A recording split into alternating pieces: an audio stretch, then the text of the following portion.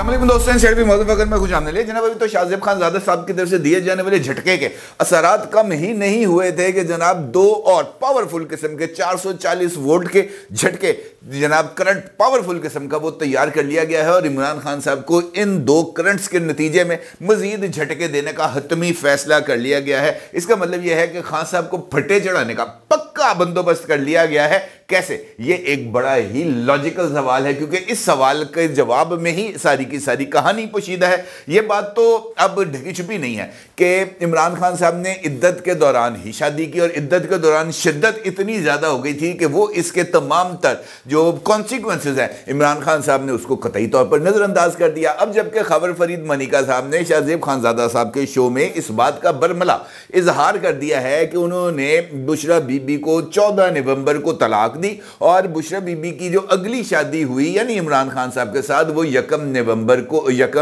जनवरी को हुई। लिहाजा ये जो इद्दत का टाइम है ये पूरा नहीं हो सका। अब चूंकि इद्दत का टाइम पूरा नहीं है तो इसका मतलब ये है कि इमरान खान साहब और बुशरा बीबी दोनों के लिए एक संगीन और बल्कि अगर मैं ये कहूं कि एक मुश्किल तरीन सूरत हाल डेवलप हो गई है तो ये कहना भी कुछ ज्यादा गलत नहीं होगा। और मौजूदा हालात में इन दोनों का इस मुश्किल से बाहर निकलना भी एक बहुत ही कड़ा इम्तहान है, जिससे के लिए इस वक्त ये दोनों तैयार होते हुए नजर नहीं आ रहे। क्योंकि एक जानिब तो हदूद अल्लाह की खिलाफ वर्जी का मामला सामने आ रहा है और दूसरी जानिब जो धोखा है, जो फरेब है, यानी वो जो आइन का आर्टिकल नहीं है 62(1)(f) जिसके तहत आपको कुछ मयारात हैं उनके ऊपर पूरा उतरना पड़ता है, उसकी भी सरीहन खिलाफ वर्जी होती हुई नजर आ रही है। लिहाजा खान साहब तो गए, इसके अंदर तो बचने के कोई इम्कानात नजर नहीं आ रहे। अब जो मुश्किल पैदा हुई है खान साहब के लिए, उस दो मुश्किलें जिनका मैं इजहार कर रहा हूं वो दोनों बहुत ही ज्यादा संगीन है और उसके लिए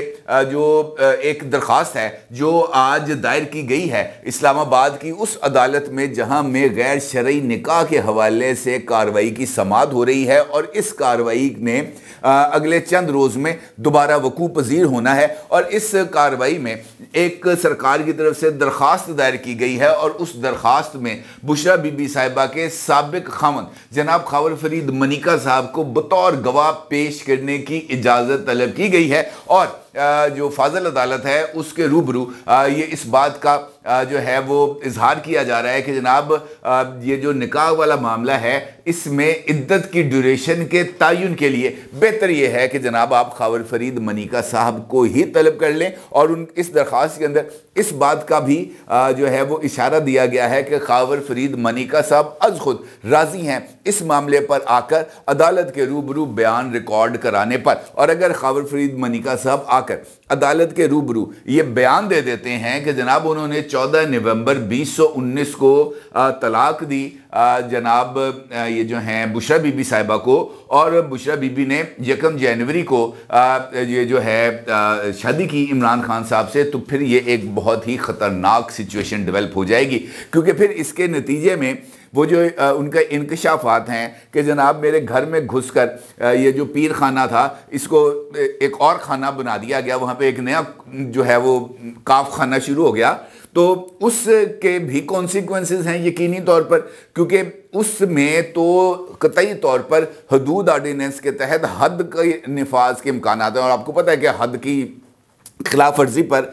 जो सज़ा है वो संसार करना है। तो संसारी के इम्कानात, ऑल्दो के पाकिस्तान में ये संसारी का कानून नहीं है लेकिन जो इसकी सज़ा है वो बहुत सख्त है, बहुत सख्त है हदूद ऑर्डिनेंस के तहत। अब एक जानिब हदूद ऑर्डिनेंस का जो फनियर है वो खड़ा हो गया सामने और दूसरी जानिब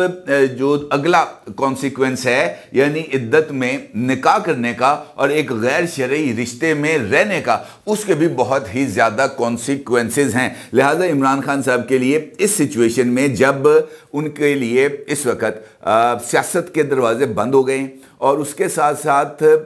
जो मुख्तलिफ मुकदमात हैं जिनमें साइफर इस वक्त सबसे ज़्यादा संगीन मुकदमा है इमरान खान साहब के ऊपर, जहां पर इमरान खान साहब को उम्र कैद या सजाए मौत दोनों में से कोई एक सज़ा हो सकती है। इस सिनेरियो में अगर संसारी भी इसके अंदर शामिल हो जाती है, हदूद अल्लाह की खिलाफ वर्जी भी इसमें शामिल हो जाती है, आर्टिकल 62(1)(f) भी इसके अंदर आ जाता है, उसके बाद जनाब चोरी भी इसके अंदर आ जाती है, इसके अंदर जनाब जो एसेट बियॉन्ड मीन्स वो भी सामने आ जाते हैं। उसके बाद जनाब गैर शरई निकाह के नतीजे से पहले ही वो जो है क्या नाम है वो सीता वाइट वाला मामला, टेरियन जेड वाइट वाला मामला भी अगर सामने आ जाता है, उसका भी सिलसिला आगे बढ़ जाता है, तो जनाब खान साहब के लिए ये सूरत हाल को संभालना मुश्किल हो जाएगा। अब इस सूरत हाल में सबसे इंपॉर्टेंट सवाल है कि ये जो है खबर फरीद मनिका साहब, इनके इंटरव्यू के नतीजा क्या निकलेगा, ये एक सबसे इंपॉर्टेंट सवाल है। क्योंकि अगर आप कल के इंटरव्यू के बाद सोशल मीडिया देखें तो वहां पर आपको इमरान खान साहब के जो हामी हैं या इमरान खान साहब को चाहने वाले हैं, उनके रवैये से ये बात बड़ी क्लैरिटी के साथ नजर आ रही है कि इस तरह के 10 भी इंटरव्यू हो जाए ना, इवन खुद अगर बुशरा बीबी भी आकर अपनी प्रेस कॉन्फ्रेंस कर दे और प्रेस कॉन्फ्रेंस करते हुए इमरान खान को यह कह दे कि जनाब इसने मेरे साथ जबरदस्ती की है खुदा ना खास्ता, या मुझसे गन पॉइंट पे इसने तलाक दिलवाई है खबर फरीद मनिका साहब ने, तो तब भी लोगों ने इस बात पर एतमाद नहीं करना। तो फिर इस सूरत हाल में इस इंटरव्यू का क्या मकसद है? और अगर आपको इस इंटरव्यू के तमाम तर जो बारीकियां हैं अगर उसको जांचना है तो फिर आपको पाकिस्तान के इस वक्त सियासी हालात के साथ इसको लिंक करना पड़ेगा। अगर आप गौर करें तो पंजाब और खैबर पख्तूनख्वा दो ऐसे सूबे हैं जहां पर इमरान खान साहब की जमात बहुत ही हद तक मौजूद है, और तीसरा है कराची यानी शहरी इलाके सिंध के, जहां पर खासतौर पर कराची जहां से इमरान खान साहब की जमात ने 2018 के अंदर सरप्राइजिंगली मुत्तहिदा कौमी मूवमेंट और पाकिस्तान पीपल्स पार्टी दोनों को पछाड़ा था, और यहां पर उन्होंने अपने लिए गुंजाइश हासिल की थी, रिप्रेजेंटेशन ली थी नेशनल असेंबली के लिए। अब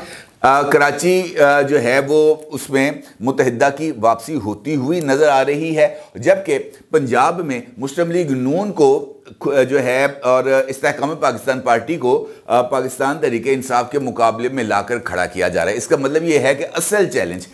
जो फैसला साज हैं उनके लिए पंजाब या सिंध नहीं है, उनके लिए असल चैलेंज है खैबर पख्तूनख्वा, और खैबर पख्तूनख्वा से उनको इमरान खान की पॉपुलैरिटी को किसी न किसी तरीके से कंट्रोल करना है या इस बात के तासुर को मेंटेन करना है कि खान साहब जो हैं वो शायर इस्लामी का मजाक उड़ाते हैं। उनके नज़दीक खुदा न खास्ता इन तमाम बातों की कोई वैल्यू नहीं है, गैर इस्लामी और गैर शरई हरकत में वो मुलव्वस पाए जाते हैं, और इस चक्कर के अंदर खैबर पख्तूनख्वा में इमरान खान साहब के वो तमाम हलके जो चूँकि वहाँ पर जो है वो लोग हैं जो ज़्यादा शरीयत के ऊपर कारबंद रहते हैं, वो ऐसे लोग हैं जो नमाज रोज़ा दीन के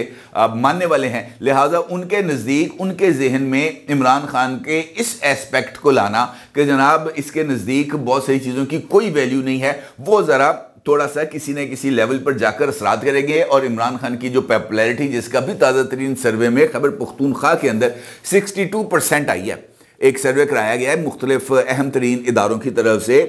उस सर्वे में खैबर पख्तूनख्वा में इमरान खान साहब का जो पॉपुलैरिटी का लेवल आया ना जनाब, वो है 62%। इसका मतलब ये है कि अगर मौजूदा हालात में भी जहां पर खुद पाकिस्तान तहरीक इंसाफ ये मान रही है, इस बात को तस्लीम कर रही है कि हमारे पास लेवल प्लेइंग फील्ड नहीं है, इसके बावजूद भी अगर इंतखाबात में उतरा जाएगा तब भी खैबर पख्तूनख्वा में इमरान खान को चैलेंज करना बहुत ज़्यादा मुश्किल काम है। और इसीलिए शायद खबर फरीद मनिका साहब को मंजर आम पर लाया भी गया है और उसका इंटरव्यू भी कराया गया है, और अब उसके बाद अगली मुहिम का आगाज़ होगा जहां पर बहुत सारे और एस्पेक्ट्स को सामने लाया जाएगा, जिसमें इस बात को अदालत के रूबरू भी इस्टेब्लिश कराया जाएगा कि इमरान खान ने शायर इस्लामी का मजाक उड़ाया है, और फिर इसके कॉन्सिक्वेंसेस के तौर पर पॉलिटिकली चीज़ों को मैनेज किया जाएगा ताकि खैबर पख्तूनख्वा में जो दीगर पार्टीज़ हैं उनके लिए कुछ पॉलिटिकल गुंजाइशों को डेवलप किया जा सके, और ये इस सारे की सारी सूरत हाल का एक बहुत इंपॉर्टेंट पहलू है। दूसरा शौक जिसकी भी तैयारी की जा रही है वो है बयान, और वो ख़तरनाक बयान आया है वफाकी वज़ीर दाखिला जनाब सरफराज बुगटी साहब की तरफ से, और इस बयान को मेरा नहीं ख्याल कि किसी भी तौर पर नज़रअंदाज करना चाहिए, क्योंकि इस बयान की रोशनी में इस बात की तरफ इशारा मिल रहा है कि इमरान खान की बाजू को ना सिर्फ मरोड़ना है बल्कि इस हद तक जोर से मरोड़ना है कि उसकी या तो कंधा ही निकल जाए या कम से कम हड्डियों के कड़ाके इस हद तक निकले कि उनकी चीखें आसमान तक बुलंद होती हुई नजर आए। सरफराज बुगटी साहब ने इस बात का वाज़े तौर पर ऐलान किया है, और ये पहली मर्तबा आया है इस तरह का ऐलान सिटिंग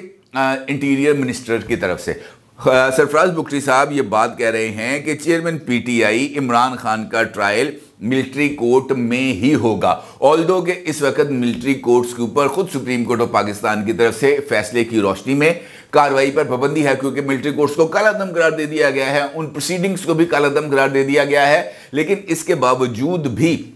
वो तमाम लोग जो किसी न किसी हवाले से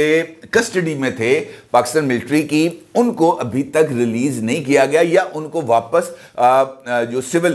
सिविलियन अथॉरिटीज़ हैं उनके सुपुर्द नहीं किया गया। इसका मतलब यह है कि वो कस्टडी जो उनके पास थी वो कस्टडी अभी वो अपने पास मेंटेन रख रहे हैं। इसका मतलब यह है कि सरफराज बुखरी साहब का ये मानना है कि वो तमाम अपीलें जो मिलिट्री कोर्ट्स के कालादम करार देने के हवाले से फाइल की गई हैं, जब तक उन अपीलों का और उन नजरसानी दरखास्तों का फैसला नहीं हो जाता उस वक्त तक ये जो कस्टडी है इसको रिलीज नहीं किया जाएगा। यानी वो तमाम लोग जो इस वक्त फौज की तहवील में हैं उनको वापस अपने अपने रेलिवेंट सिविलियन अथॉरिटीज़ के सुपुर्द नहीं किया जाएगा। और उनका ये भी मानना है कि जिस दिन इस बात का फैसला हो जाए, क्योंकि ये बात उन्होंने कही है कि जनाब चेयरमैन पीटीआई इमरान खान का ट्रायल भी मिलिट्री कोर्ट में ही होगा, ताहम देखना यह होगा कि सुप्रीम कोर्ट नजरसानी दरखास्त और अपीलों पर क्या फैसला देती है। वफाकी हुकूमत की नजरसानी अपील पर फैसला सुप्रीम कोर्ट करेगी और उसके लिए वजूहात जो बताते हैं मिलिट्री कोर्ट्स में मुकदमा चलाने की, वो कहते हैं जनाब हमारी प्रोसिक्यूशन इतनी मजबूत नहीं कि वो सिविलियन अदालतों से मुल्जमान को सजाएं दे सके। उनका मतलब यह है कि हमारा जो अदालती निज़ाम है वहाँ पर भी पॉलिटिकल इन्फ्लुएंस मौजूद है और हमारे जो मुल्जमान हैं वो इतने तगड़े तगड़े वकील लेके सामने आके खड़े हो जाते हैं कि आम सरकारी वकील तो उनकी तरफ देखते हुए उसकी टांगें कांपना शुरू हो जाती हैं। लिहाजा बेहतर यह है कि चूंकि ये मामला फ़ौज से मुंसलिक है, इसको फ़ौज के हवाले ही कर दिया जाए। लेकिन ये बदखबरी है जनाब इमरान खान साहब के लिए, क्योंकि ऐसा होने के नताइज इमरान खान साहब के लिए और ज़्यादा ख़तरनाक हो सकते हैं, जो इस वक्त तक जिनकी नाक भी ख़तरनाक मामलात के अंदर डूब चुकी है। क्योंकि अगर ऐसा ना होता तो इमरान खान साहब की हमशीरा मुहतरमा अलीमा खान साहिबा को ये बात बरमला कहने की ज़रूरत ना होती कि इन लोगों ने इमरान खान को फांसी देने का पक्का मनसूबा बना लिया है। इस बात का इजहार या इस खदशे का इजहार इस बात की तरफ इशारा करता है कि इमरान खान साहब के हवाले से एक नई जो सोच है पाकिस्तान तहरीक इंसाफ उसको डेवलप करना चाहती है, ताकि वो जो मज़लूमियत का कार्ड है उसको दोबारा खेला जा सके। और दूसरी जानिब जो हुकूमत और दीगर इदारे हैं वो इस बात की जो है ना उस सिमत में जाते हुए नज़र आ रहे हैं कि इमरान खान को या पाकिस्तान तहरीक इंसाफ को और ख़ासतौर पर वो तमाम लोग जो 9 मई के वाक़यात में मुलव्वस हैं उनको किसी सूरत माफ़ी नहीं मिलेगी। इसका मतलब ये है कि दोनों फरीकों के दरमियान इस वक्त जो खींचातानी है वो ना सिर्फ अपने अरूज पर पहुंच चुकी है, बल्कि ये खींचातानी का अब एक फाइनल राउंड शुरू होने वाला है। और इस फाइनल राउंड का जो हतमी या जिसे हम कह सकते हैं कि मरकज़ होगा वो होगा खैबर पख्तूनख्वा। और खैबर पख्तूनख्वा में इमरान खान के वोट बैंक पर डेंट डालने की एक हतमी कोशिश की जाएगी। और इसके लिए जनाब वो सेशन कोर्ट के अंदर इमरान खान साहब के ये जो इद्दत में शिद्दत वाला मामला है यानी गैर शरई निकाह वाला मामला है, उसमें ख़ावर फरीद मनिका का जो गवाही है वो सबसे इंपॉर्टेंट रोल प्ले करेगी। अपनी राय का जरूर इज़हार कीजिएगा। आपका बहुत शुक्रिया। अल्लाह हाफिज़।